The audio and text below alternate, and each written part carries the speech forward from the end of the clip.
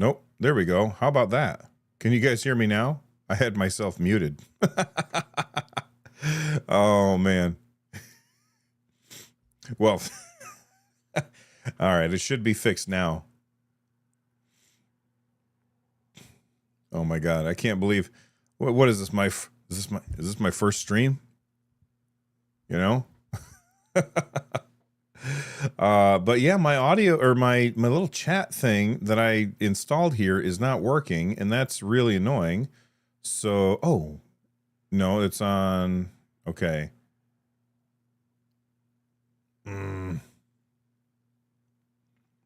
Where's my shadow cast?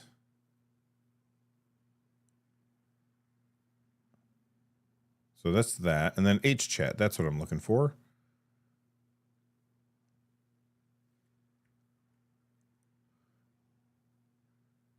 I was going to mime the stream. Yeah, I don't think so, man. Oh my God, this is not working.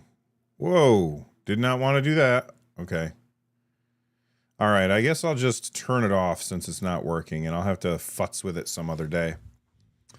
How's everybody doing today? Does the audio sound good? Does the video look okay? Am I dropping frames? Everything looks okay on my end, but I'm always willing to hear what you guys have to say.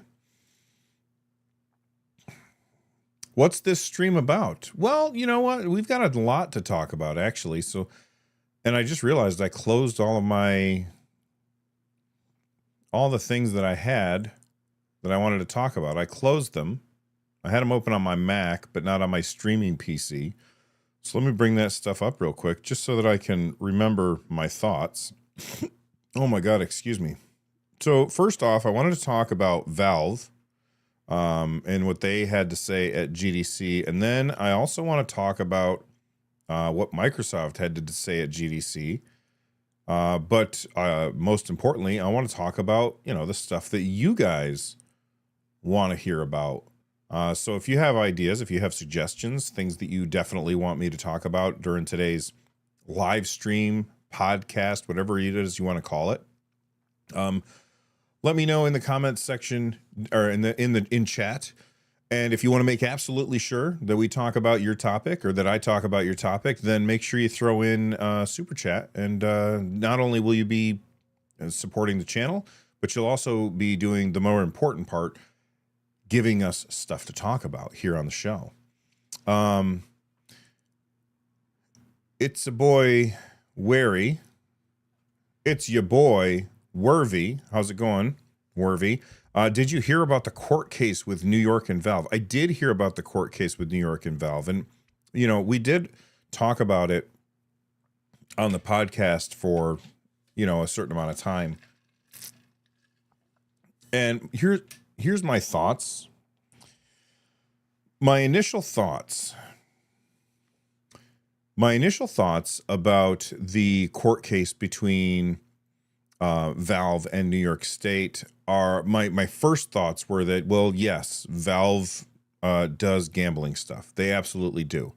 They do loot boxes as far as I'm concerned, and you guys don't have to agree with me. If everybody agreed on the internet, it would be a very boring place. But I think that loot boxes in video games are gambling and that they really don't need to be there. If you want a way to, have like not DLC, but like cosmetics, if you want to have a way to have cosmetics available for you for players to earn as they play, there's a lot of other ways that you can go about it. Loot boxes just happens to be one of them. There's plenty of other ways that you could do it. You could do it so each time that you level up, you get a certain amount of a currency that you can then turn around and spend on that cosmetic. You could just have it be each time you level up, you can choose a cosmetic that you like. The idea that it's randomized, well, that means that sometimes you get what you want, and sometimes you get what you don't. Now, as long as you are playing a game and earning those loot boxes, and I'm putting it in quotes, as long as you are earning those loot boxes through gameplay, and not through credit card transactions, like just buying them, I have no problem with loot boxes in that case. As soon as money gets applied to it, that's when I have a case, and that's when it feels like gambling to me. And in that case, because it feels like gambling, I don't like it to be in a place where kids can have access to it. Specifically, you look at games like NBA 2K, where the main part of the game, the part of the game that everybody's really focused on, is when they're playing they're building their team, and they get their team through loot boxes. That kind of stuff feels super scummy to me, because it's hidden in this game that on the surface, most parents would look at that and be like, oh, it's just a sports game, it's fine. But what they don't realize is that there's all of this gambling coming on, or you're as part of it. And when they look at the box says E for everyone. That's a problem. Now, should the New York AG go after Valve instead of them? I don't know. But, somebody needs to do something in order to stop this. Those were my initial thoughts. And, there's always the people that are like, well, what about, blind boxes that you can buy at the checkout at the grocery store, or baseball cards or Pokemon cards? All of those are gambling too, and I don't think that kids should be doing that. And so that's my initial reaction to it. Then I read what Valve sent, because they actually sent out like an email to everyone saying exactly what their arguments were. And they had some really good arguments. Of course, they were giving the same whataboutisms that everybody always does. Well, what about Pokemon cards? What about baseball cards? All of that stuff. Those are whataboutisms. That's like saying, well, that guy over there is breaking the law, so I should be able to break the law too. And whether Valve is breaking the law or not breaking the law, that is beside the point. The way I look at it is it gambling? Which is hard to say if it is or it isn't. That's up to different people to decide. But is it gambling? And if your kids were doing it, would you be okay with it?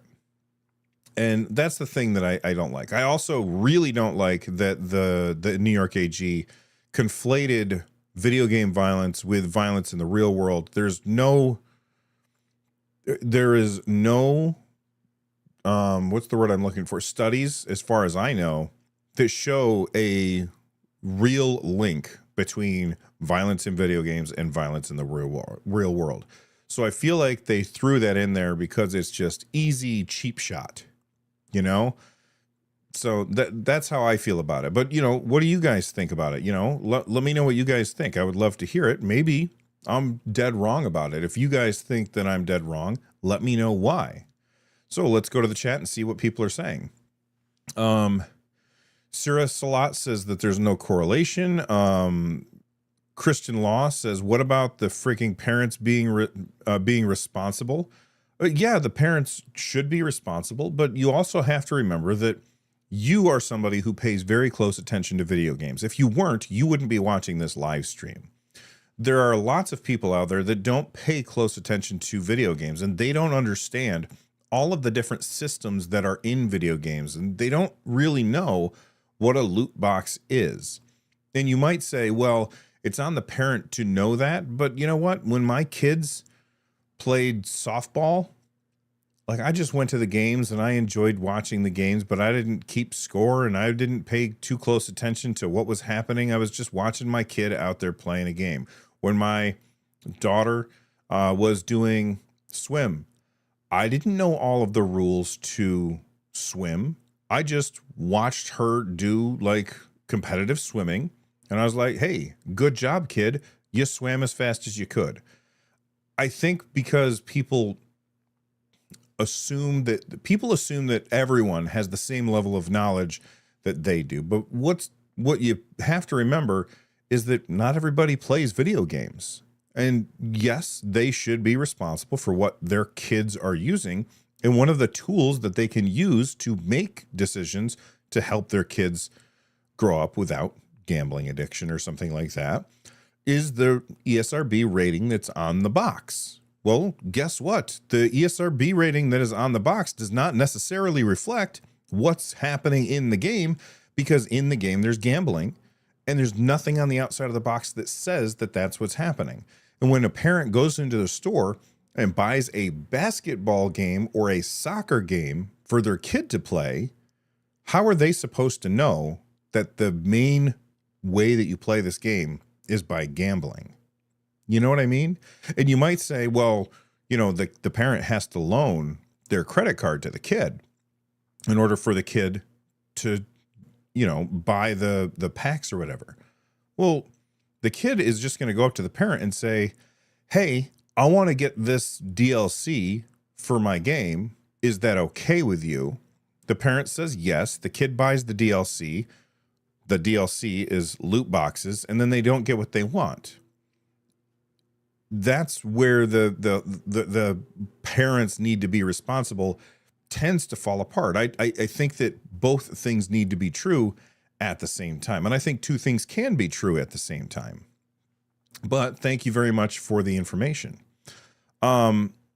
Christian law, no, she's not a criminal, and get out of here with that right-wing nonsense. And I'm just going to tell you guys right now, if you're going to throw that stuff at me, get out of here.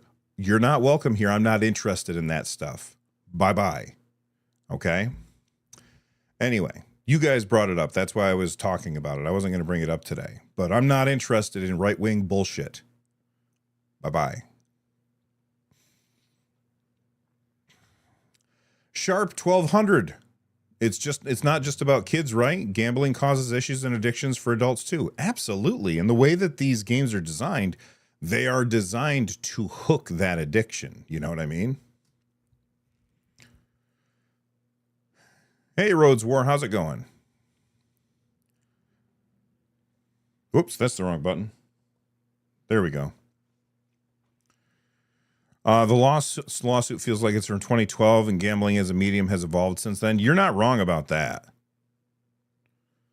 And gaming really has changed a lot.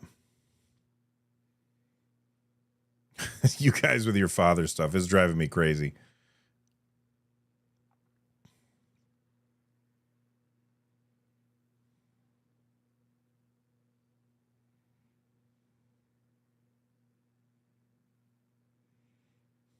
All right. Will Fan the Deck ever come back? He's been on. Oh, you mean on his channel? Well, you can feel free to ask him that. He's enjoying having a little extra free time, and I don't blame him. All right. You know what I want to talk about real quick? I want to talk about this chat. How do I hide that? I guess I can't. Can I do? Oh, there we go. I want to talk a little bit about this thing from Valve that got posted. Oh, you know what? That's one thing that I left out. It swerves. Or no, was it swerves? Yes. They feel like it's a front so New York can get more of our data. I don't like all of the data collection that's happening right now. And the law that just passed in California about like operating systems having age verification. I don't like that. I don't like that at all. You know what I mean? But anyway, let's move on. I want to talk about, and yes, Valve is being targeted because they should also be going after Nintendo for Pokemon bullshit. You know what I mean? All right. I want to talk about Valve because somebody posted this, and that didn't work. Okay, it did work. Somebody posted this, which is these slides from Valve's GDC talk. And I just wanted to go through. I'm sorry, one second. Excuse me. That's the wrong button.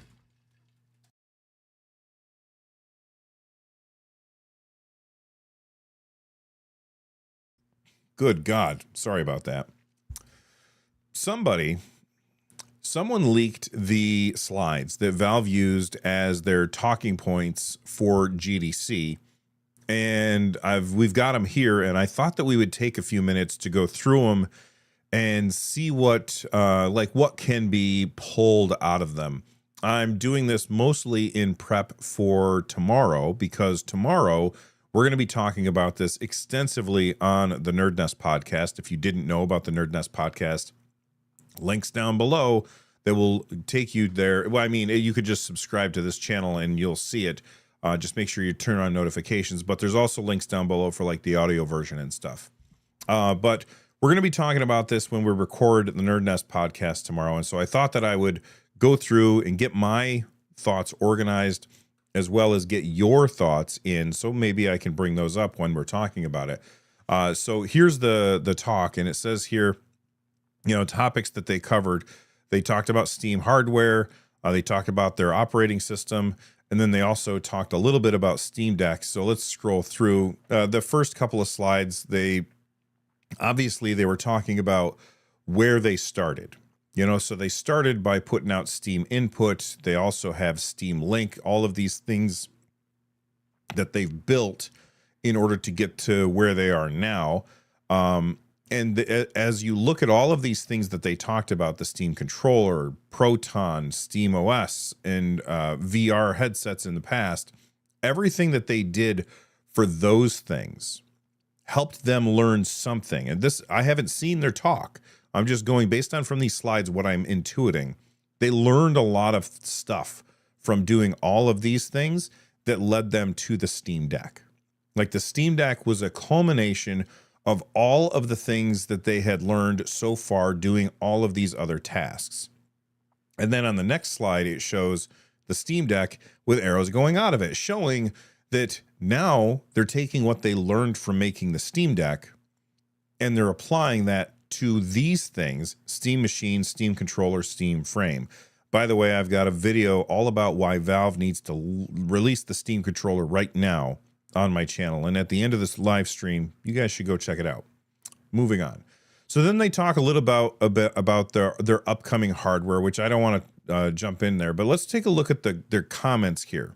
All right. So these, to me, these look like comments that they left specifically for developers to say, these are things that will help your games perform well on a a piece of Steam hardware. So trying to support different display aspect ratios. Why is that important? Well, it's important because the Steam Deck has a 16:10 aspect ratio. Steam Machine is going to be hooked up to a TV. When it's hooked up to a TV, obviously it's going to be 16:9 instead. So it's important that they support these different aspect ratios so that you don't have black bars no matter what you're playing on.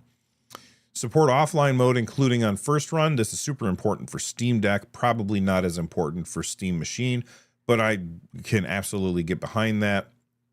This one right here, oh my God, this is huge. I hope developers learned from what Valve said here. Don't save graphics settings to the cloud. As somebody that plays on a lot of different devices, I've got a very powerful PC over there that I play games on. When I play games on that, and then I play the same game on my Steam Deck, sometimes, depending on the game will remember the graphics settings that I had on my beefy PC, and then I'm trying to adjust settings on my Steam Deck, but I can't because my Steam Deck is struggling so much because it's trying to run the game at 4K with all the bells and whistles turned on, and it just can't do that. So developers, please listen to this piece of advice right here. And then show all settings, even if you're detecting the platform. So basically they're saying, if your game is hooking into whatever API is available and saying, oh, this is a Steam Deck, or oh, this is a Steam Machine, don't hide your settings based on that. Now, I personally have never run into any case in which I've not been able to find the setting that I'm looking for a game, but I'm very curious if any of you had. If you have, let me know either in the chat if you're here live or in the comments down below that like button. I'll take a look at the chat in a little bit. Scrolling down a little bit more. Okay, Steam Input. They said support multiple controllers even if it's single player. I agree with that. Integrate Steam Input API for controller glyphs. I agree with that. And then it says gamepad plus gyro friendly inputs. I agree with that. They left something out that I think is incredibly important, and maybe it's because Valve has solved this problem, but I don't think that they have. And that is support simultaneous gamepad and mouse implementation. So what does that mean? What I mean by that is allow us to use the gamepad, like the left side of the gamepad, the thumbstick as a gamepad. But then when I want to use the trackpad on the right and it detects it as a mouse, sometimes what happens is a game will start to toggle between, oh, you're using a mouse. Oh, you're using a controller. Nope, you're using a mouse now. Now you're using a controller. And it goes back and forth and back and forth. And so you'll see the glyphs on screen flashing at you, like F will switch over to X and X will switch back to F, and it'll keep doing that back and forth. This is when games don't support simultaneous gamepad and mouse integration. So that's something I really wish that Valve had added on this page right here. I think that that would have been good. Okay, next up, platform detection APIs. It seems like they are going to be allowing people to, or developers to detect not just if it's running on Steam Deck. So right now, when you launch a game, it will detect what platform you're running on, and it'll say, oh, if this is running on a Steam Deck, then I'm going to go ahead and give it the Steam Deck profile, like set to 1280 by 800, or is it 800? Yes, 1280 by 800. You know, maybe low settings or medium settings, depending on the game, just the Steam Deck preset because you're running on Steam Deck. Well, they're also allowing you to detect, or they're allowing devs to detect if you're running your game in big picture mode. This is super interesting to me because I can't think of a good, like, why do you want to know if it's running, if the game is running in big picture mode? What does that do to the game? That I'm very interested about. Also, they've got in here if it's running on Proton and if they're using Steam input, and then the hardware platform for graphic settings. So I think that's all very interesting. Or not surprising at all is what I meant to say. Then they have some Proton specific stuff like avoid invasive DRM, which I'm more than a little irritated that Crimson Desert just announced that they switched over to Denuvo DRM. Hopefully that game will still run on Linux. I know that some Denuvo games run on Linux, I can't remember off the top of my head, but that might be a deal breaker for me. And then prefer codecs like VP9 and AV1 because those are the ones that run well on Linux. And then there's some Proton troubleshooting, but this was huge. Look at this. Anti-cheat update. It says here, built-in support in major solutions, and then integration of custom solutions is still a challenge. Now, I would say that things like, you know, Epic's anti-cheat is a major solution. Like a lot of people use that. So the thing that Valve is struggling with, this is one of their biggest stumbling blocks, I think, is that Valve is struggling to get past this anti-cheat thing. And it's because publishers don't want to, or well, anti-cheat developers, they don't want to support yet another set of customers, especially if it doesn't get them any extra money. You know what I mean? So if suddenly they have to support Linux, and yes, it is as easy as going on and flipping a switch and now it will run on Linux. But as soon as you do that, then you're going to have use or cases where now you're running into issues. And so sometimes you will have to then support those customers who, you know, are running Linux. And because you have to support them, that's going to cost you, you know, dev hours. They have to hire people to support that customer base. And because that customer base is so small, it's not worth it to hire somebody to deal with them. And I think that that's perfectly reasonable. You know what I mean? So Valve has to find some way to convince these publishers that it's okay to support Linux. And I don't know how they can do that.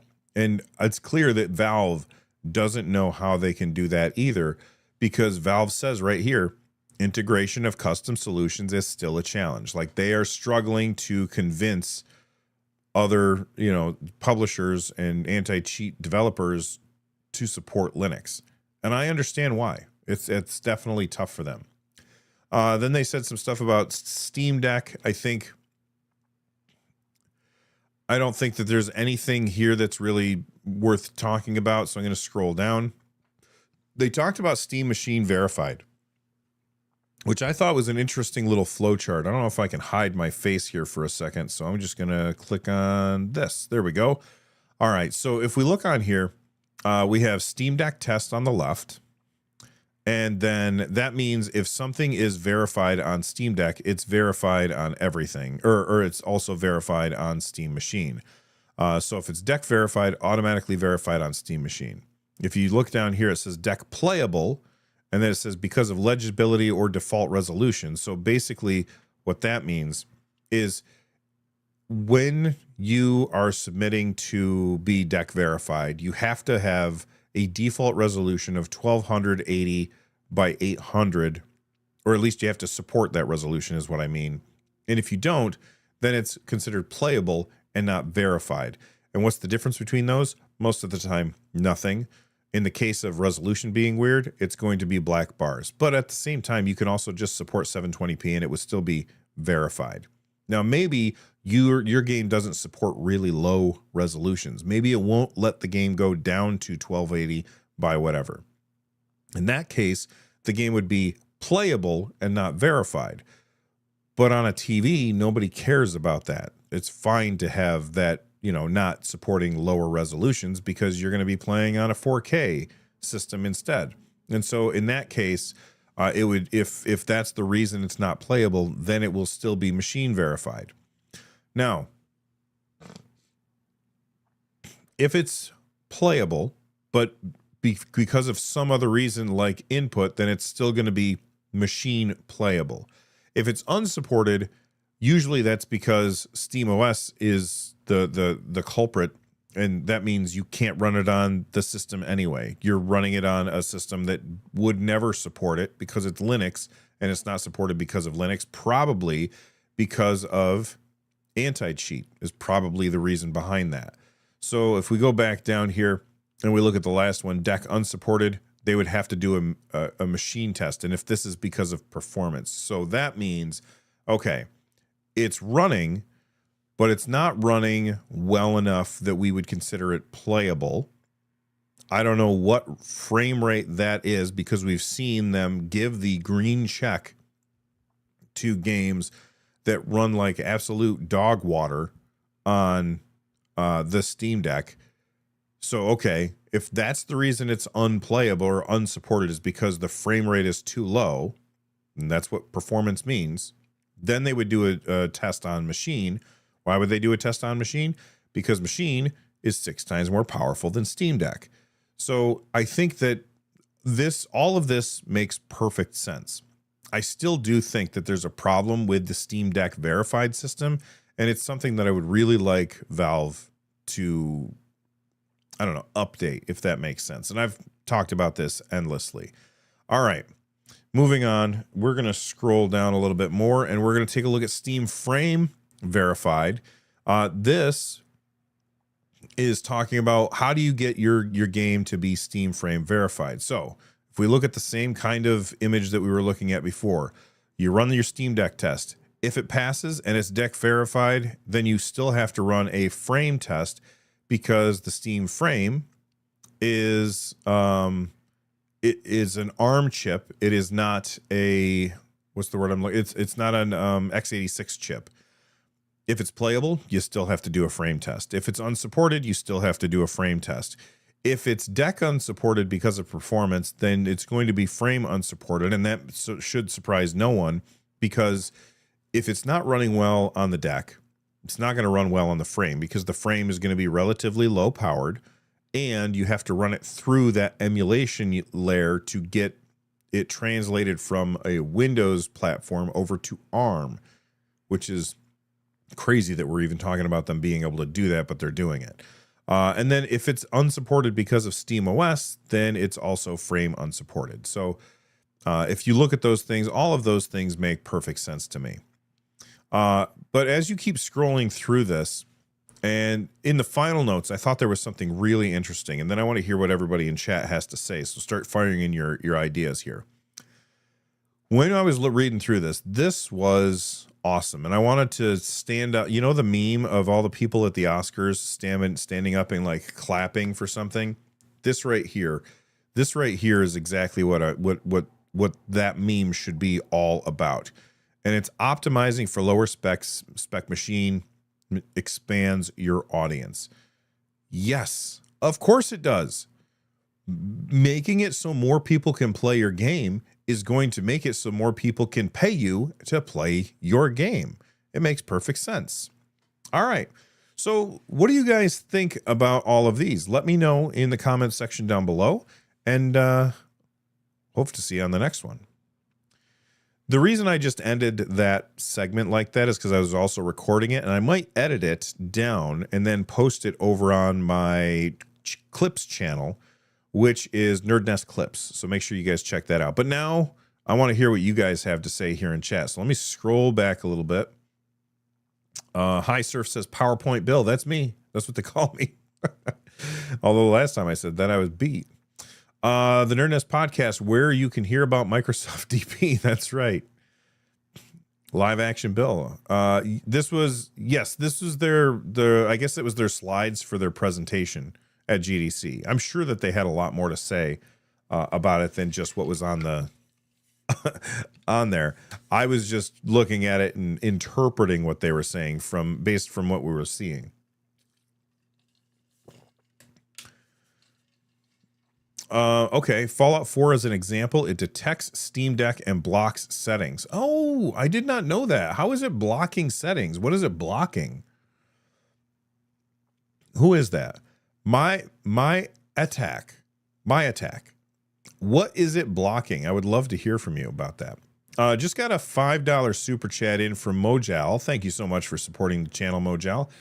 They said Steam Frame will be so interesting. It copies the trial run of Steam on Android. Think installing Windows games on Android and playing it. Yeah, that's crazy to me. The idea of putting games on Android, putting a Windows game on Android and just playing it. But you can do it. I've done it. Where's my my AYN Thor, which is over by my couch over there, because I usually sit there on my couch and play a little bit. That thing plays very lightweight Windows games, and it plays it through that emulation of, what's the program? Do you guys remember what the program is called that lets you play that? I cannot remember it. I can't remember what that is called off the top of my head. Holy cow, I was just looking at my like how we're doing. We got 320 people here right now. Thank you guys so much. If you guys could leave a like, that would be amazing. It would help out a bunch. What's the thing on Android that lets Game Native? Thank you, Zapfear. Hopefully I said your name right. Yeah, Game Native is what it's called. Yeah, I use, or Game Hub. So they both do the same thing essentially. I've used both. I've used one or the other. I can't remember which one. And I was playing Animal Well on my AYN Thor, and it was very cool.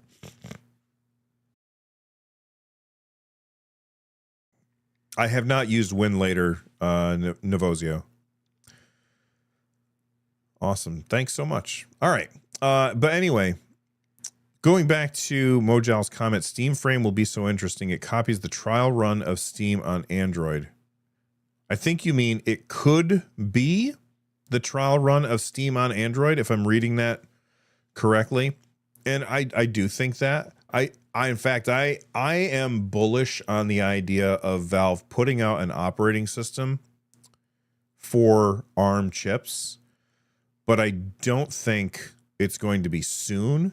I think that's something that's going to take some time. You know what I mean? Like, I don't see them doing it right away.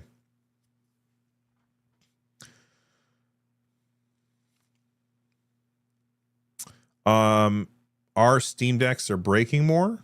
I'm not sure what you mean by that, All Mad Warrior. Jesus Villanueva says, I love that the acceptance of a Steam Deck by players has encouraged developers to tune their games for lower specs. Yeah, well, I think that and the fact of the Rampocalypse and companies understanding that when their games ship, they might not be the hardware that they want them to run on might not be actually available for customers to buy at a reasonable price. That's also going to cause them to want to optimize their games for lower spec hardware.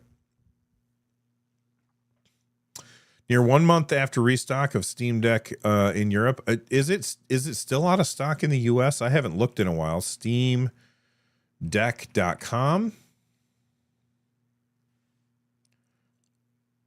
And it's, boy, that's slow. Why is it so slow?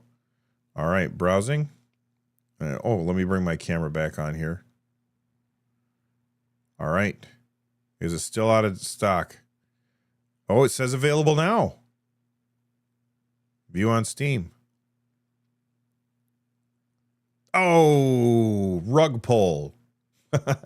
Is not available now. They got me. All right.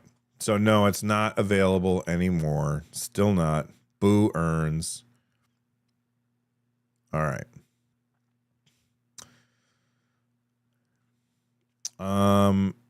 It Swerves says, yeah, I don't know about the new verification system. And it said Oblivion Remastered runs well on Steam Deck and it runs horribly. Yeah, I actually did a video about this where I ran Oblivion Remastered on like every PC handheld that I had, and none of them ran it very well. All of them struggled with that game because it's a super demanding game. It's not, I know it's UE5 and people are going to say, oh, that's a UE5 problem. But I've been playing a shitload of Arc Raiders, and Arc Raiders is a UE5 game, and it's optimized to the teeth. You know what I mean? But yeah, that game runs really poorly. And like I said, I did a video on that. And so it was such a pain to do that video. And here's the reason it was a pain to do that video. I couldn't use cloud saves. For some reasons, cloud saves weren't working. So that meant I had to, like, the beginning of the game runs great when you're in the dungeon. It's as soon as you get outside when everything tanks. So that meant that I had to go through the intro over and over and over. Yeah, people have said before that this looks like a chainsaw with the cable on top. Yeah, Boo earns.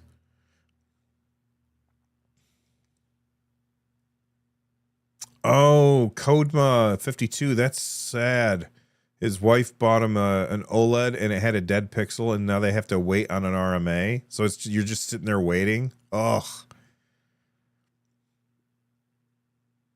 Raspberry Rip says all deck models available in the UK, including LCD. Wow. The game was updated once in launch and abandoned pretty bad, if you ask me. I don't know. I had a blast with that game, just not playing it I played it on powerful hardware.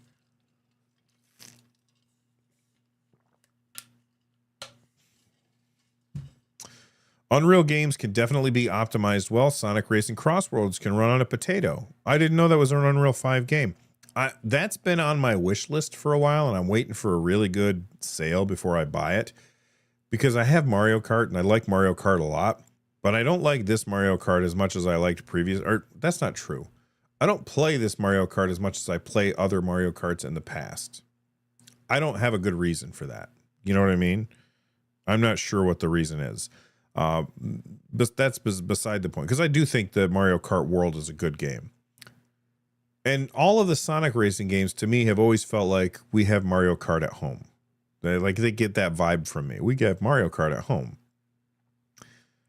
But this one I've heard nothing but good things about. So it's definitely on my list of things that I want, and I'm just waiting for a really good sale. You don't know how the Switch 2 will run Oblivion Remastered? Keep in mind that the Switch 2 has DLSS. And as much as I like AMD hardware, DLSS is so freaking good. It really is. When you look at FSR side by side with DLSS. DLSS runs circles around FSR. Circles. It runs figure eights around FSR. DLSS is really good. Even Sony's new PSSR2, they don't call it PSSR2, but it's just their new version of PSSR that's only available on the PS5 Pro. Even that looks better than the best FSR. I watched this video from Digital Foundry that was showing off Crimson Desert. Was it Crimson Desert or was it Resident Evil? Is either Resident Evil Requiem or Crimson Desert. I can't remember which, because what we were really looking at was how does the game look? I think it was probably Resident Evil. But anyway, we looked at, you could see FSR 4 point something on the left side of the screen. In the middle of the screen, there was PSSR 2 for the PS5 Pro. And then on the right-hand side of the screen was DLSS. And DLSS was better than the other two by a mile.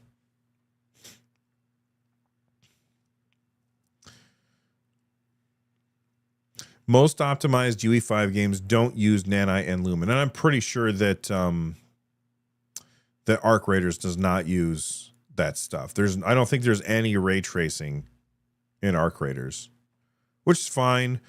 I don't really care about ray tracing, although I have a video that I'm thinking about making that's going to be like, I was wrong about ray tracing, because I watched a video today that showed off the ray tracing performance of Crimson Desert, and I was like, wow, that's amazing.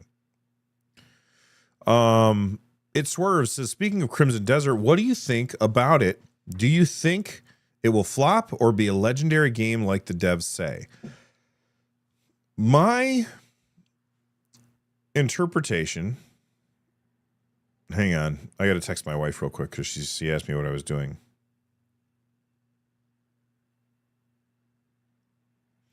My interpretation, Arc Raiders does use your RT.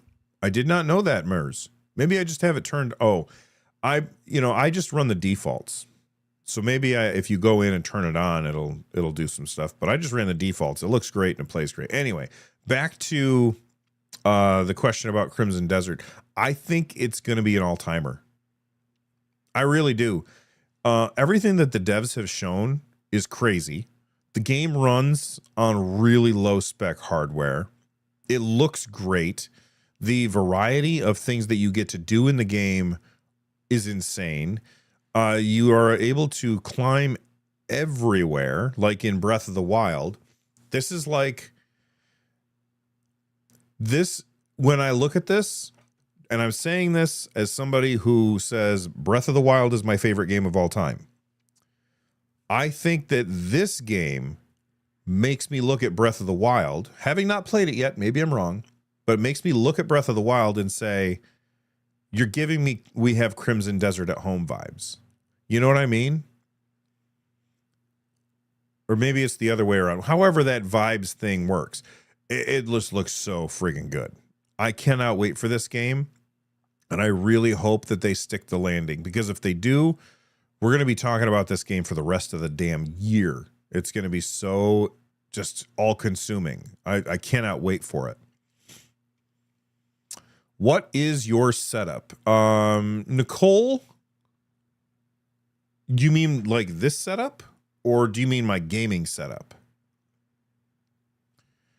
I'm not sure. If you mean my gaming setup, I have a video about the PC that I play games on, and it's like I got tired of waiting for Valve, so I built my own, or something like that is the title. You'll find it. You can literally see as like a PC, and it has like a Valve logo on the side. All right. If you're wondering what this setup is, I have like a big ass light right here. Like, it's huge. It's like, I don't know, 2 feet across, maybe. Yeah, it's like 2 feet across. I got another light over here. I've got the Shure SM7B going into a Rodecaster Pro 2. I'm talking to you on the Sony a6700 with an Sigma 16. No, yes, a Sigma 16 millimeter f1.4 lens. I should do a room tour before I move. You mean of this room? I might. It's not a bad idea. I don't think most people would watch it, but I think a lot of people, like, I think that it might be, so maybe, you know what? I'll put that on a separate channel and I'll post it in my Discord. And if you haven't joined the Discord, link down below.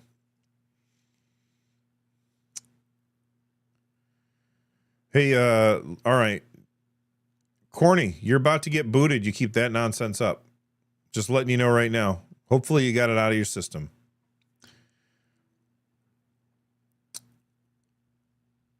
All right, gaming PC setup. Yeah, check out the video that I made about it. I think you'll enjoy it. The sky structures look like Tears of the Kingdom. Tears of the Kingdom, hands down, my all-time favorite next to God of War 3. See, for me, Roads War, Breath of the Wild and Tears of the Kingdom, they're linked together. And together, they are the greatest game ever made. Without Tears of the Kingdom, Breath of the Wild is still the greatest game ever made. But without Breath of the Wild, Tears of the Kingdom is not the greatest game ever made. Does that make sense? That's how I think about it. Roads Warrior, moving out of the NerdNest. We're trying to. We're trying to sell our house and move to a different place. And when we do, my studio will be much nicer. But we'll have to build it. So if we do move, when we do, at first it's going to look like it'll look terrible for a while. Maybe I'll just buy some sound blankets and put them behind me with a light on them so that you can't see anything behind me. Because it's going to look like a disaster for probably a month or so while the studio gets built. Lily Real, have you seen the new standardized PSVR 2 controller bindings in Steam VR for full screen games? Not sure if it's specifically for PSVR 2 or Steam VR as a whole plus Steam Frame, but a little copium. No, I have not seen that. My PSVR 2 has been stolen by my son, so he uses it all the time now, and I never get to use it. But that's okay because there's very few PSVR games that are available. Like, they just don't have very many games.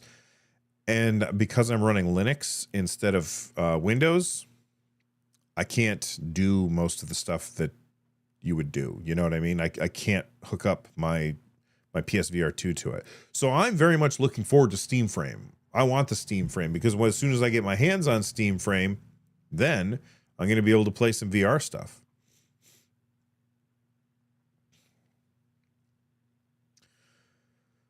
All right. Maybe green screens after the move. I do have a green screen. When I started content creation, I had a green screen in my wife's sewing room. And there was this very funny moment where my wife was behind the green screen, like she had come in to get something and I didn't notice because I was in the middle of a live stream. And then she grabbed this skeleton, and the skeleton is behind my ukulele over there. It's right there. She had this like reflective skeleton, and she dangled it from a string behind me. So it's like this floating reflective skeleton that was hanging over next to me, and somebody pointed it out, and I turned around and looked at it, and it scared me. It was very funny. And so we named the skeleton really just Skeleton, or RJS for short, because back then my Twitch channel was Run Jump Stomp. Well, I mean, I guess that's still my Twitch channel. I just don't stream there anymore. Dog Boy 49s says, "Hey Bill, what price would the Steam machine have to be before you'd double think before buying it?" What price? Okay. Let me read that again. I want to make sure I understand. Hey Bill, what price would the Steam machine have to be before you double think about buying it? Okay, so what price would the Steam machine be before I would say, I would have to slow down and say, hold on a sec, do I really need this thing? And I think that the answer is probably 1,000. But here's my reasoning why. Because as somebody, okay, I don't need it to play games on. I need it to create content for. I need it so that I can make videos about it, so that I can show you guys stuff about it. That's what I'm getting it for. I'm not getting it because I need something to play. I have a living room PC. It's just hooked up right over there.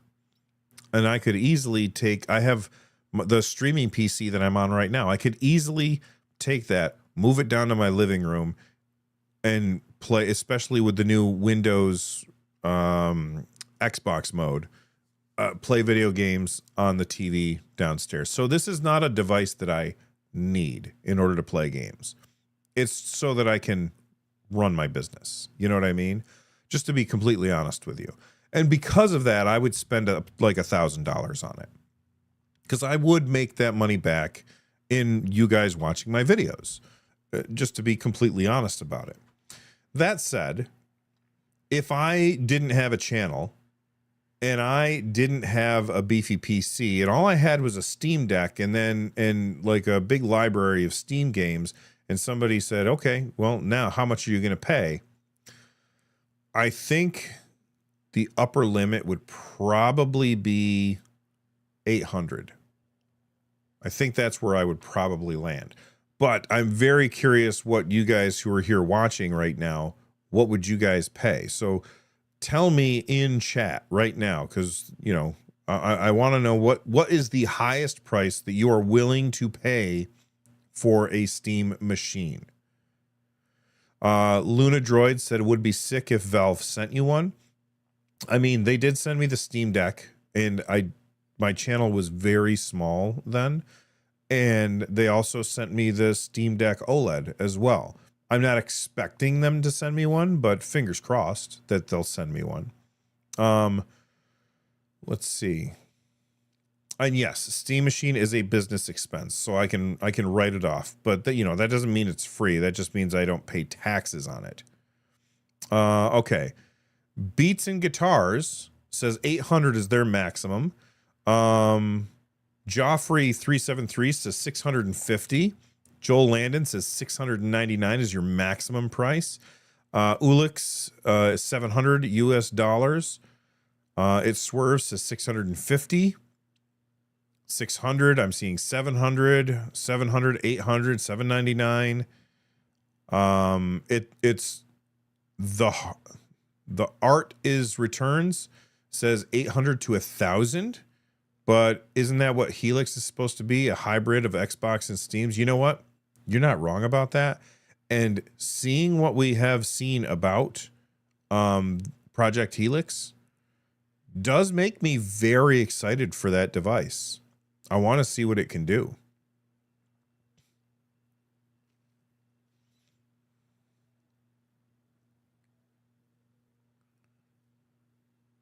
You know what? Let's go ahead and do a poll. Start a poll. Max price for Steam Machine. We'll do 500, 600, 700, 800. Oh, I can only add 4 choices. Okay, I'll start at 600 because there ain't no way it's 500. 600, 700, 800,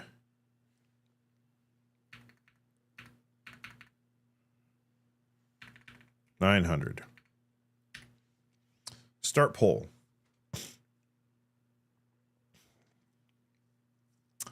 It's insane to think that so many people said the PS5 Pro was DOA at 700. Welcome to 2026. But the PS5 Pro isn't DOA. A bunch of people bought it. Hell, I'm thinking about buying it after seeing what PSSR 2 can do. Like, have you seen the PSSR 2 stuff for Resident Evil Requiem? It's insane. It's really, really impressive what you're getting for a $700 machine. And by the way, Crimson Desert also uses PSSR 2 on PS5 Pro. Productivity says, do you think it will be cheaper or more expensive than the Steam Frame? Steam Machine? I think it's going to be cheaper than Steam Frame. I mean, steam frame is going to be less powerful, but there's a lot more technology in there. You know what I mean? Given that the OLED deck is $649, I'm guessing around $899 because of RAM prices. Yeah, RAM prices are screwing us all. Helix is rumored about $1,000 or higher at the moment. Yeah, here's the thing about that though, Joel, is the rumored specs of Project Helix are bananas. Bananas. They're crazy. Like, if you watched Moore's Law is Dead, he's got a video talking about the leaked specs of Project Helix and what we're going to see with that. And it's like, if you were going to build an equivalent PC to that, it would cost you well more than $1,000.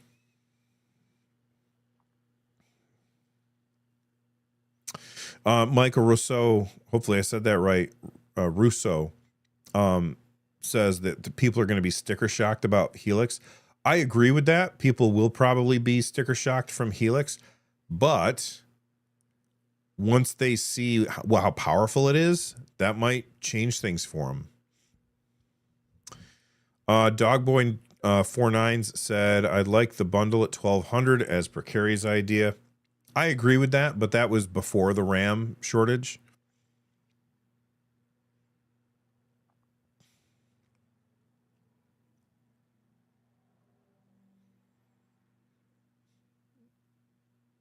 I'm excited for Helix, which, you know what? That's what I want to talk about next. I want to talk about Project Helix a little bit.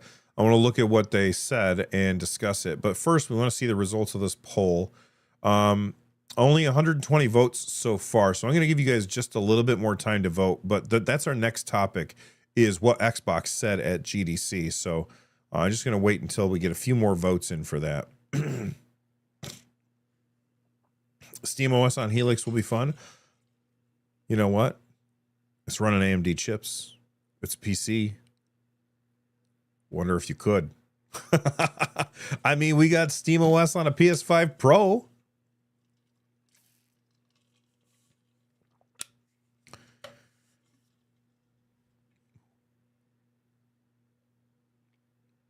Well, hey there, all right.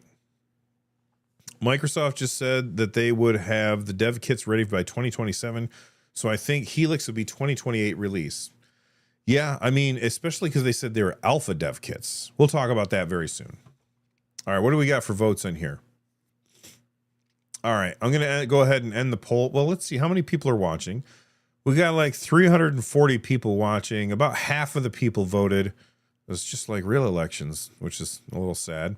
Let's go ahead and end the poll. And what did we get? Here we go. So the max price of the Steam machine that people were saying, oh, that's still recording. So the max price of Steam machine that people were saying is $700, 34%. And then when you look at the prices after that, max price of $800 is 32%, max price of $900 at 18%, and max price of $600 at 16%. So after at the end of the poll, the winner is $700 is the maximum price. My guess for how much it's going to cost, $650, but we'll see what happens with RAM prices. You know what I mean? Anyway, let me know in the comments down below what you think of the price is going to be and what you're willing to pay for it. What time is it for you, Bill? No teaching today. It's almost 4:30. I'm on the East Coast.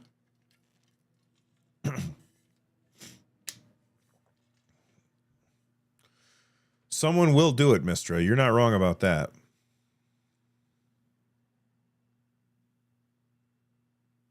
Kevlar L2 is saying both are still on target for 2027, right? But did Kevlar L2 say that before or after Microsoft said that they were sending alpha units to developers in 2027? You know what I mean? I mean, sure, I guess they could put, I'm trying to clip you. I'm trying, DokiZoom. Are they going to put the alpha units out in January and then ship in November? That's a possibility.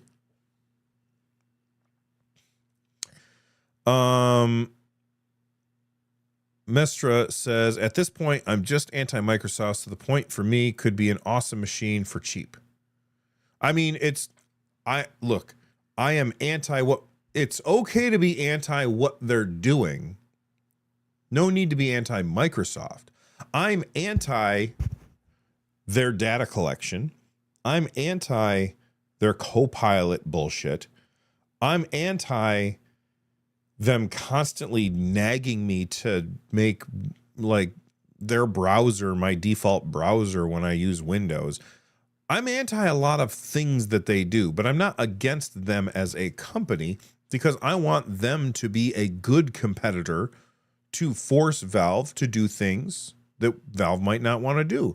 I want them to be a good competitor to force PlayStation to do things that PlayStation doesn't necessarily want to do. So while I can absolutely agree that Microsoft does a lot of shit that pisses people off, I also don't want to say that Microsoft as a whole is bad, because you have to remember there's people that work at Microsoft, and some of those people can be awesome, if that makes sense.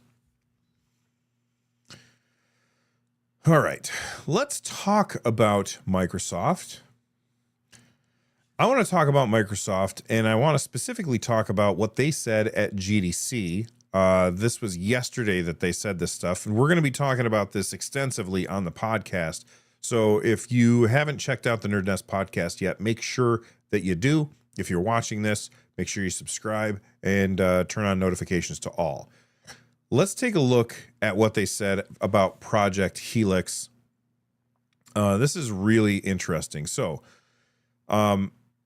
let's look at their bullet points first. They said, our team is deep in development of our next-gen Xbox console, Project Helix. We are pushing the boundaries of rendering and simulation in partnership with AMD using FSR Next to power what comes next.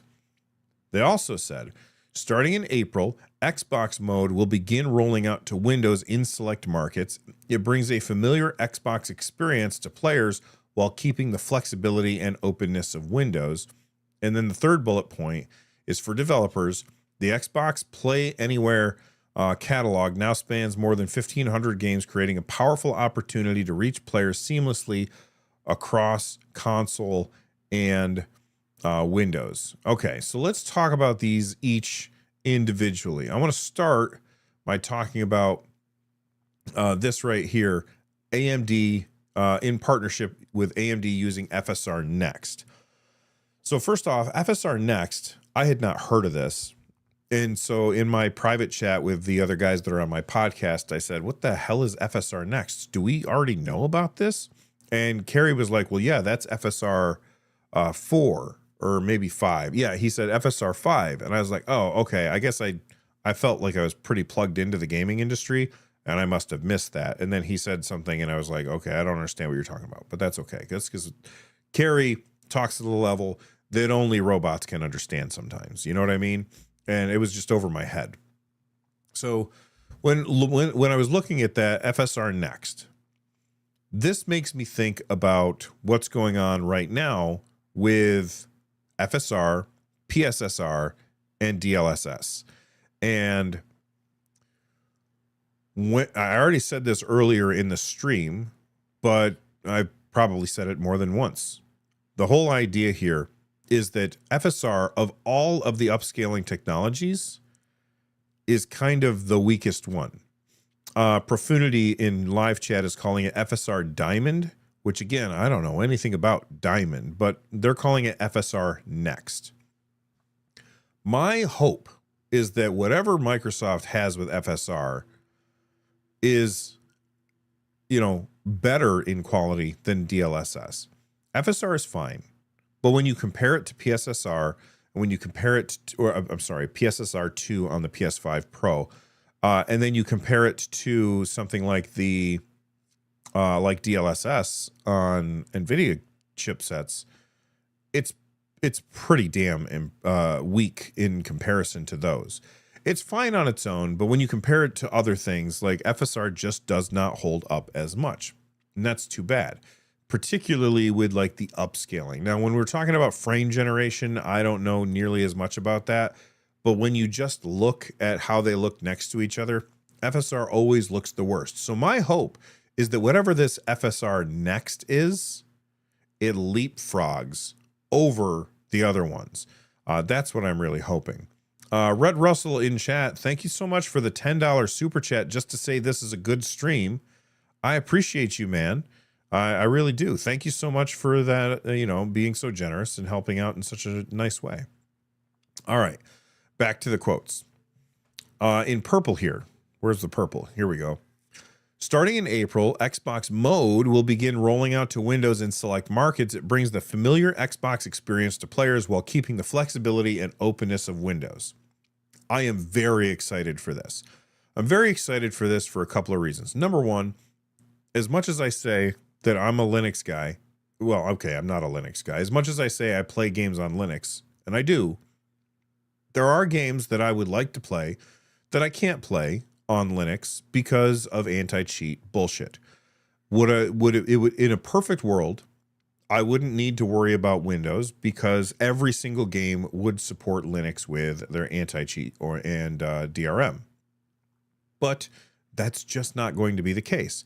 For example, Marathon, which just came out, comes from Bungie. Now, for those of you that don't know, Bungie specifically, when the Steam Deck came out, they specifically said, you shall not play, what the hell is it? Destiny 2. You are not playing Destiny 2 on a Steam Deck. They don't want you playing that on a Steam Deck. Why? I don't know. But their anti-cheat does not work on Steam Deck. And sure enough, Marathon has the same anti-cheat, so it's not going to work on Steam Deck. And I wanted to play this game, so I bought it on my PlayStation instead. And I've been playing it on my PlayStation. I've been having a blast with it. Okay, I've been really, really enjoying that game, despite what everybody's saying about it. It's a fun game.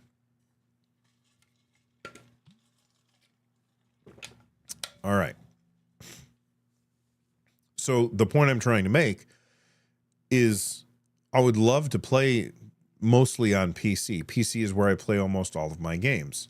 And I can't play Marathon on PC, so I had to get it on PlayStation. And you know what that meant? And I didn't realize it until afterwards.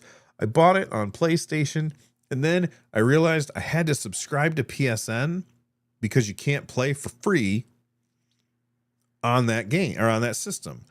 So I had to subscribe to PSN. So I subscribed to PSN. And I've been having fun with it, so it's worth the money that I've spent, but it's annoying that I had to because of their anti-cheat. So if I had an option to play the game on Windows instead, that's what I probably would have done. And with Microsoft saying that in April, Xbox Mode is going to roll out to Windows, I might put another drive, although drives are really friggin' expensive right now. I might put another drive in that machine and dual boot between Windows and Bazite so that I can play Windows. And I'm not anti-Windows. I don't like their Copilot bullshit. I've talked about that before. But when I play, I just want to be able to sit down and play a game and not need a damn mouse and keyboard to do anything. If I could do that on Windows, then I'll do that on Windows. If I can't do it on Windows, then I'll do it. I know that I can do it on Linux. So I'm really hoping that this Xbox Mode rolling out in April means that I'm going to be able to do that. Here's what I worry about, though. I worry that it's not going to just... I worry that it's just going to be the Xbox full screen experience. Now, the way that they phrased it makes me think that it's not just going to be the Xbox full screen experience, because first off, they called it Xbox Mode instead. But they also said it brings a familiar Xbox experience to players while keeping the flexibility and openness of Windows. There's nothing that feels like an Xbox when you load into the full screen experience. Like, I've used the full screen experience on the Xbox ROG Ally and the Xbox ROG Ally X. It does not feel like Xbox. So it's not going to be familiar to players that play Xbox. So maybe that means the UI is going to be much better. and won't ever need a mouse and keyboard. In which case, if you need a mouse and keyboard at any point, then Microsoft has failed at that particular test. All right. When I use my Steam Deck, the only time that I need a mouse and keyboard is when I go into desktop mode. If I need a mouse and keyboard at any time in the Xbox mode, then they failed. So that's the second bullet point. The third bullet point, which we'll bring up. Where is it? There we go. For developers, the Xbox Play Anywhere catalog now spans a whole bunch of games, creating powerful opportunity to reach players seamlessly across console and Windows. Why am I talking about that? Because that just seems like a, hey, we're doing so great. Here's why I think that this is actually important. Because Microsoft is no longer going to need developers to make an Xbox game. They're just going to make a PC game, and then that PC game will run on the Xbox because the Xbox is a PC. There's a lot of advantages for developers because of this. Number one, they don't have to make an extra version. They're already going to make a PC version no matter what. So then all they have to do is also make it available, or actually they probably don't have to do anything at all. They just have to be able to like make it available on the Xbox store as well. That means that there's going to be a lot more games coming to Xbox than there were before. I think that on the Series S and Series X, there were quite a few games that did not come out. And I think that's because Microsoft required them to support, what's the word that I'm looking for? Is support the Xbox Series S. And sometimes developers were just like, I'm not interested in trying to optimize my game for that lower spec system. So this is going to make it cheaper for developers to support Xbox, which is very good, especially if this is a PC, because that means that anybody who is making an Xbox game is also making a PC game. And that means it could easily be put on Steam with almost no effort.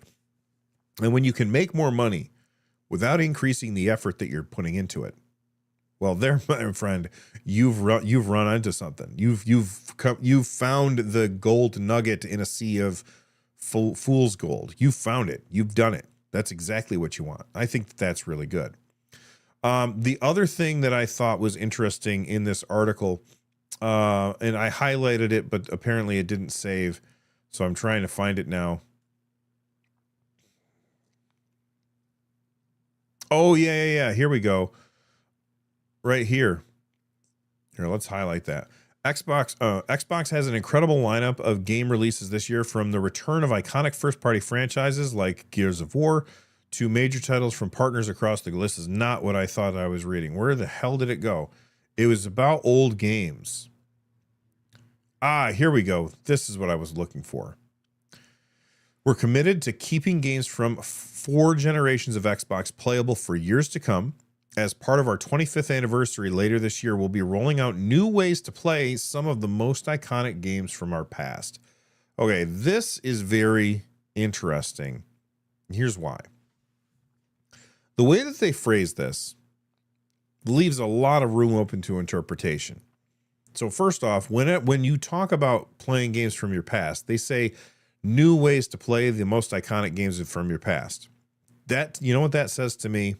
That says to me that you're not going to be able to play these games if you just have a disc.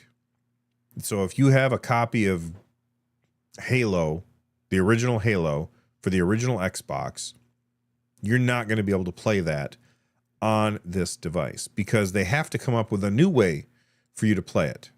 What's that new way? Well, I think there's 2 options that are viable. Option number 1, I think, is emulation. They'll just emulate the game on the system. The system is powerful enough to emulate Xbox games. It's powerful enough to emulate Xbox 360 games.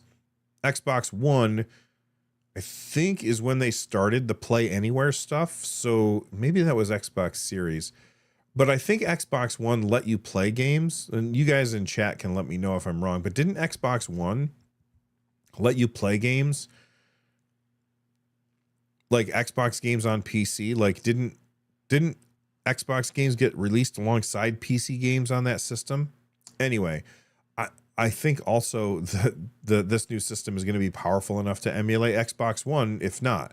So your option is, number one, you could emulate it, and they'll have like they'll emulate on the system, and you'll be able to play. The second way is through streaming, which is less interesting. But if they're streaming, then they also have to figure out how to get those games to run, because it's not like they can put it in an Xbox, like an original Xbox, and then hook that up to the internet and have you stream from it. No, they're going to be running these games in virtual machines on a system. You know what I mean? So I think that those are the two options for how you're going to play a game. I don't think discs are going to be an option for old discs. Maybe there will be a disc drive that you can add on so you can still buy discs and put them in, but I don't think it's going to work for old discs anymore. That's how I read it. You guys let me know. All right, says Rich, got to come in. Help what? Did I screw something up? X86 to go says you 100% will have to buy them again. Xbox emulation is garbage. Well, I don't know that I can say enough about that.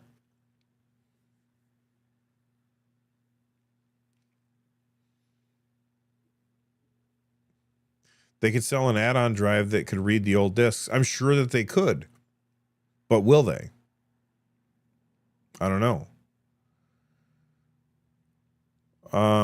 J Ash says, when did playing games get so political? I miss the days of buying a game from a shop, getting it home, and just playing it.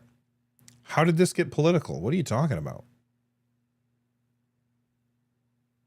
I don't know what you mean by that, man. Oh, here's the one I was looking for. Godfred Gosh said, can they emulate games without licensing issues?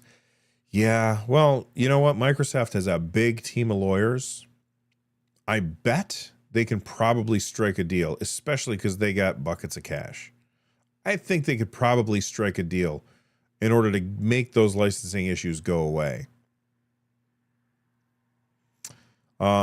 Alabart says it sounds like Switch Online emulators. Yeah, and you know what? That actually works really well. I mean, you might not like Nintendo, and I can understand why people get irritated by Nintendo.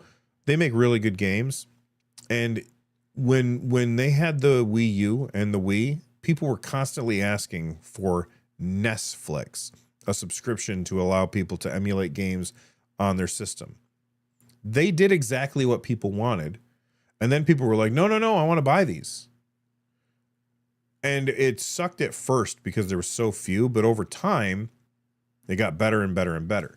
Now, would it have been even better if they had just started with it being all the games that are in it now? Absolutely. Absolutely it would have been. Would they strike a deal? They're still too cheap. They got rid of Forza games because of licensing. Well, in my opinion, they got rid of Forza games because they want you to buy the next Forza game. You know?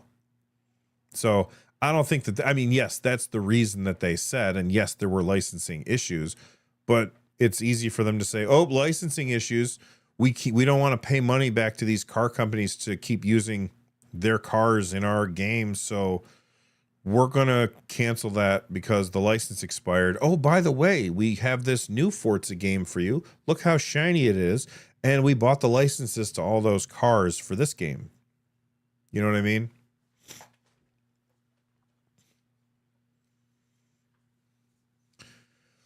I don't know, Red Russell. Nintendo's suing the United States government over tariffs. So this is like finally a lawsuit from Nintendo that I can get behind.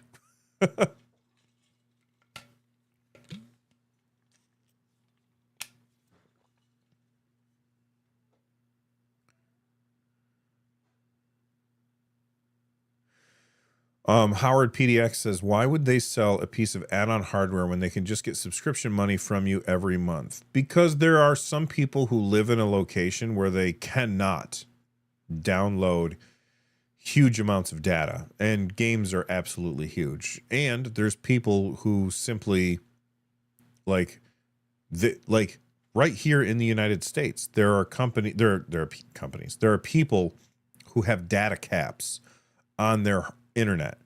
And so if they want to download, they're not allowed to because the games are so big. So if they don't want to alienate those customers, they have to give them a disc as an option.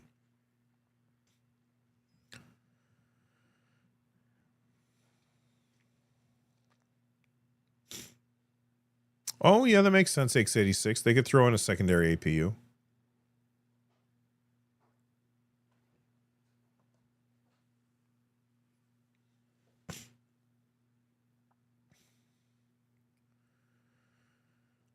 So let me run a poll for you guys.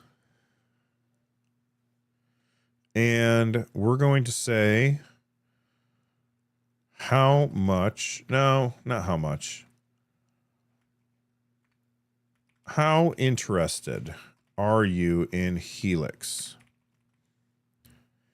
We're going to say 1 to 3. We're going to say 4 to 6. We're going to say 7, I guess, to 10. All right. And we don't need a fourth option. Okay, here we go. We don't need a fourth option. Delete that option. On a scale of 1 to 10, how interested are you in Helix from Microsoft? By now, the Xbox One chip has to be $60 max. They could just grab Xbox One chips and just put them in, okay. We got the Xbox One chip in here. We got the Xbox 360 chip in here. We got the Xbox original chip in here.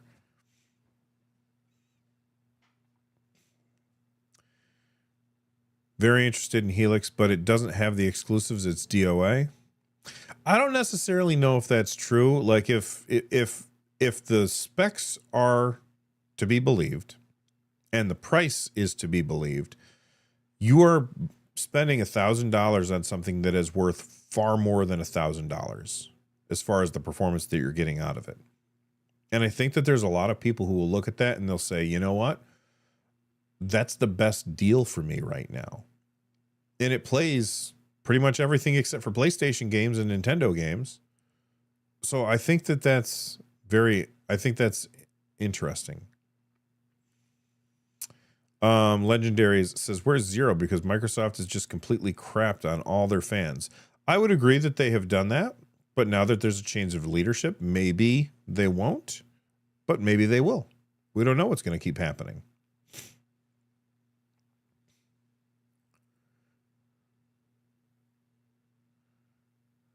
I will say I want that controller bad. I really want the controller, the Steam controller, because you brought it up in chat, Suave. Saove.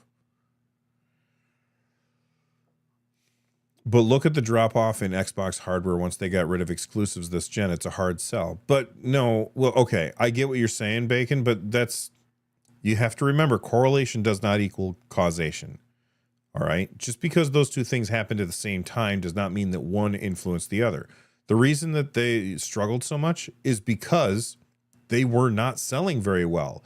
They were already not selling very well. It was clear at that point that they had completely lost.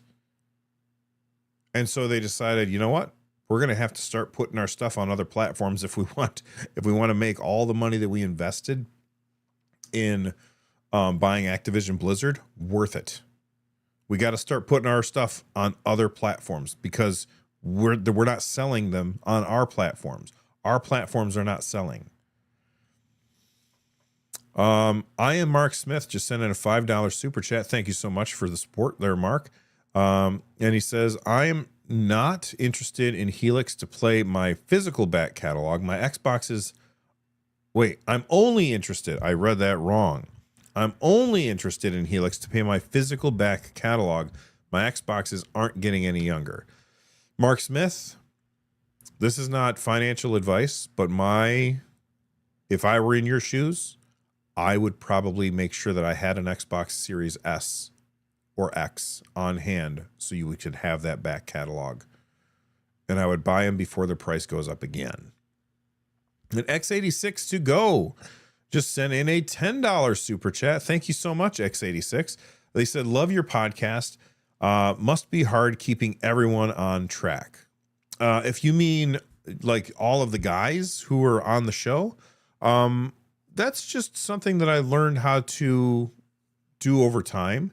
Just to try and, well, first off, I know them very well, so it's easy for me to pick topics that I know that they'll talk about.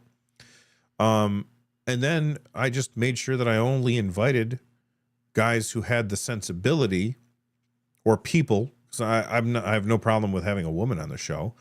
I just don't know any that would talk about video games very long. I would love to have like Alana Pierce on the show or something like that. Or, oh gosh, I forgot her name now I forgot the name of the channel and the podcast. Anyway, that's beside the point. I only invite people on the show that I think can have a good conversation. You know what I mean? Oh, thank you so much, X86-2. I appreciate it. Why would you buy an Xbox later if you can buy one now? You can buy the PC Xbox and the PS5 Xbox because everything's an Xbox. My fridge is an Xbox.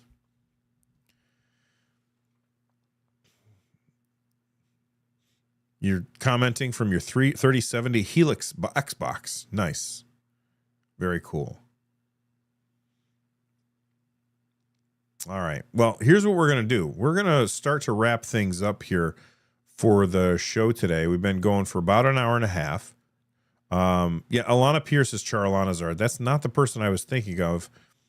Lucy James. I just remembered her name. Lucy James is the other person that I was thinking of. I would love to have Alana or Lucy on the show. They are hardcore gamers. They know their stuff really well, and they're also really good at getting a point across, which I really like.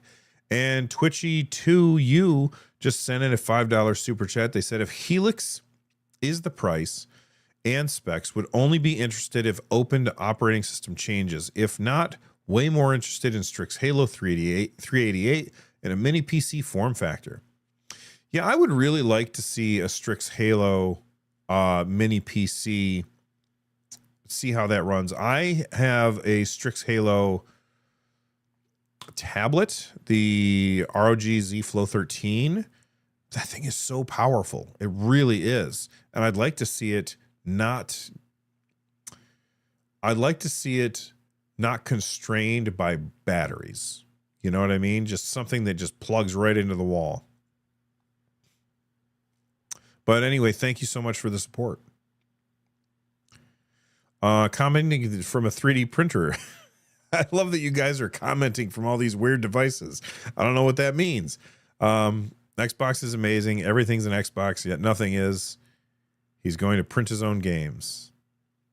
You know, I am interested in getting a 3D printer, but not until we move to the new house. Oh, Kearney, I'm sorry, because I'm ending the stream in like 2 minutes. You can rewind, and it'll be like you're here the whole time.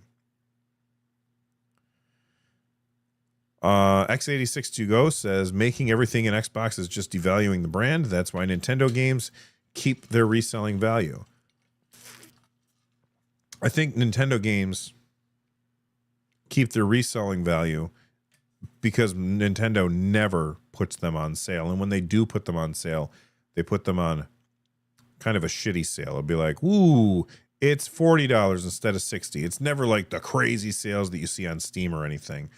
So that's why I think, or the reason that I think that Nintendo games never lose their value. I do think that I have no problem with Microsoft putting their games on everything. Like, that's okay with me. In fact, I think that's a good thing because that means more people get to play their games. And then they can just have their box as something for the hardcores, kind of like a Surface laptop. Uh-oh. Reload? Okay. Am I still online? I just saw something die. Okay, we're still live. Okay, that was weird. It's kind of like a Surface laptop. There's a lot of laptops that you can get that run Windows, but you could also just buy a Surface laptop, and some people do. And I think that's like what Xbox is going to end up, or may end up being, now that it's a PC. And I think that Microsoft is probably okay with that because they're also the biggest publisher in the world, so they can put their games wherever they need to and still make money from them. All right, everybody, that's going to be it for this stream. If you want to see more like this, make sure you hit that like button before you get out of here. 350 people sitting here watching. You guys are awesome. I really do appreciate it. And Rhodes War just sent in a $10 super chat. They said, thank you for your time, Bill. We appreciate you chatting with us. Well, Rhodes War, thank you so much for supporting at that level. You are awesome, as is everybody else who sent in super chats and everybody who's been sitting here talking to me for the last hour and a half. You guys are awesome, and hopefully I will see you guys on the next one.